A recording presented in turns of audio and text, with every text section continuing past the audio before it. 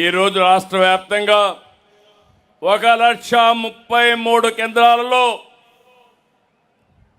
ఒకేసారి యోగా ప్రదర్శనలు చేస్తున్నాం.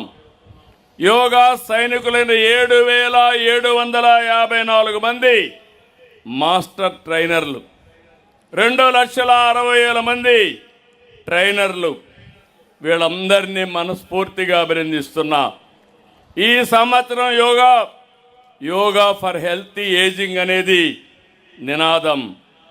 దీర్ఘకాలిక వ్యాధులతో బాధపడుతున్న వారికి థెరపిటిక్ యోగాతో ఉపశమనం కల్పిస్తాం. ఇది ఒక రోజు విషయం కాదు. ఇంటింటికి యోగా, సంపూర్ణ యోగా కోసం ఈ రాష్ట్ర ప్రభుత్వం కట్టుబడి ఉందని మరొక్కసారి మీ అందరికీ విజ్ఞప్తి చేస్తున్నా. 5 ప్రిన్సిపల్స్ తీసుకొచ్చాం. 5 అంశాలతో ఒక యాక్షన్ ప్లాన్.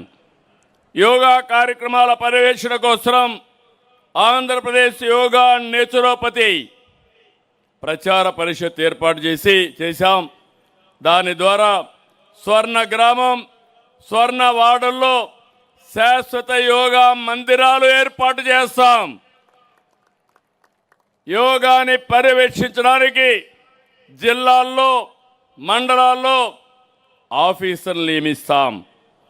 ఇప్పుడే చెప్పారు బాబా రామ్దేవ్ గారు, ఏ రోగానికి ఎలాంటి యోగా చేస్తే, ఎలాంటి బ్రీతింగ్ చేస్తే అది క్యూర్ అవుతుందని.